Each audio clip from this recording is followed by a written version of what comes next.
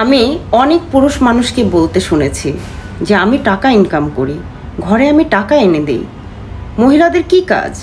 মহিলারা তো শুধু ঘরে বসে বসে ঘুমায়, ঘরে থাকে, খায় দায় আর শুধু আবদার করতে জানে। মহিলাদেরকে এত প্রাধান্য দেওয়ার কি আছে? ঘরের স্ত্রী চুপচাপ থাকবে, ঘরে থাকবে, ঘরে সব কাজকর্ম করবে, হাজব্যান্ড যা বলবে সেই কথা মতো চলবে। বউয়ের কথা কেন হাজব্যান্ডকে শুনতে হবে? তো আমি সেই সব পুরুষদের উদ্দেশ্যে কিছু কথা বলতে চাই। পুরুষ মানুষ টাকা ইনকাম করে, কিন্তু ঘরে যে মানুষগুলো আছে, বাচ্চা কাচ্চা, বাবা মা, আরও অন্যান্য যারাই পরিবারে আছে, তারা কিন্তু কেউ টাকা খায় না, কেউ টাকার উপরে ঘুমায় না। আপনি যখন ঘরে ফিরেন তখন আপনার ঘরটা সুসজ্জিত করে টাকা রাখে না। আপনার প্রয়োজনীয় জিনিসপত্র সব কিছু আপনার হাতের নাগালের মধ্যে টাকা কিন্তু রাখে না। আপনি অফিস থেকে ক্লান্ত শ্রান্ত হয়ে যখন ঘরে ফেরেন, ঘরে ফেরার পরে যে পরিবেশটুকু আপনি পান, যেটার কারণে আপনি আবার পরের দিন আবার অফিসে যাওয়ার জন্য বা কাজে যাওয়ার জন্য নিজেকে প্রস্তুত করতে পারেন, সেটা কিন্তু টাকা করে দেয় না। আপনি টাকা এনে দেন, সেই টাকা দিয়ে আপনার স্ত্রী খাবার বানিয়ে আপনার সন্তানদেরকে, আপনার পরিবার পরিজনদেরকে এবং আপনাকে খাওয়ায়। আপনি যে টাকা এনে আপনার স্ত্রীর হাতে দেন, সেই টাকা দিয়ে আপনার স্ত্রী সুন্দরভাবে বিছানার ব্যবস্থা করে। আপনি যে টাকা এনে দেন, সেই টাকা দিয়ে আপনার স্ত্রী ঘরের বিভিন্ন প্রয়োজনীয় কাজগুলো সারে। এবং আপনি যখন পরিশ্রান্ত হয়ে ঘরে ফিরেন, ঘরে যে সুন্দর সুসজ্জিত পরিবেশ, যেটার কারণে আপনি আপনার ক্লান্তি ভুলে যান, সেই পরিবেশটাও কিন্তু আপনার স্ত্রী তৈরি করে রাখে। আপনি পরের দিন যে আবার কাজে যাবেন বা অফিসে যাবেন, আপনার কাজ করার সেই শক্তি বা মনোবল আপনার স্ত্রী কিন্তু আপনার পাশে থেকে যোগায়। বেশিরভাগ স্ত্রী তার স্বামীর ভালো মন্দ সব কিছু কেয়ার করে ঘরে বসে। আপনার উপার্জিত অর্থ যেন সঠিকভাবে সঠিক জায়গায় আপনি প্রয়োগ করতে পারেন এবং আপনার সংসার যেন সুন্দরভাবে সাবলীলভাবে সামনের দিকে এগিয়ে যেতে পারে, এই সব কিছুতেই একজন স্ত্রীর ভূমিকা অনেক বেশি। তাই আপনার স্ত্রীকে অবহেলা করবেন না।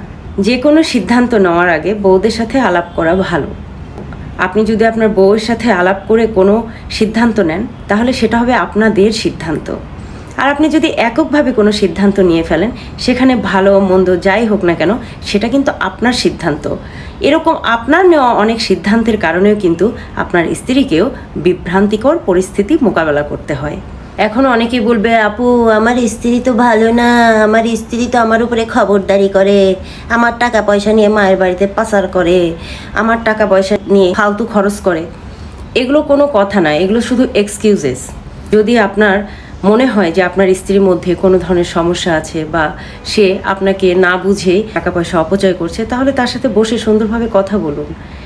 অনেকেই আছে আমার টাকা করে, এভাবে কথা বলে বোঝান যে এটা আমাদের টাকা, আমাদের পরিবার এবং আমাদের পরিবারটাকে আমরা কিভাবে সামনের দিকে এগিয়ে নিব।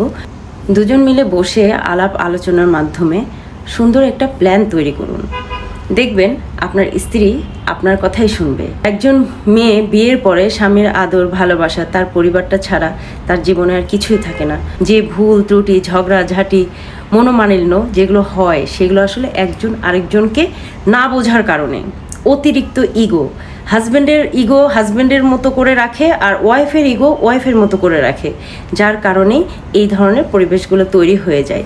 এবং যখনই একটা মনোমালিন্য তৈরি হওয়া শুরু করে, তখন ধীরে ধীরে ধীরে ধীরে দূরত্বটা বাড়তেই থাকে। ওই যে বললাম, ইগো। দূরত্ব বাড়তে দিবেন না। দূরত্ব যত বেশি বাড়তে দেবেন, তত বেশি দেখবেন মিসআন্ডারস্ট্যান্ডিং হতে থাকবে। আর মিসআন্ডারস্ট্যান্ডিং যত বেশি হবে, তত মন থেকে সম্মান জিনিসটা উঠে যাবে। আর সম্মান যদি একবার উঠে যায়, সেই সম্মান আপনি আর ফেরত আনতে পারবেন না। এমন অনেক সংসার আছে যে সংসার করছে, কিন্তু মন থেকে সম্মানও নেই, ভালোবাসাও নেই। সংসার জীবনে এই অসম্মানটা টেনে নেবেন না।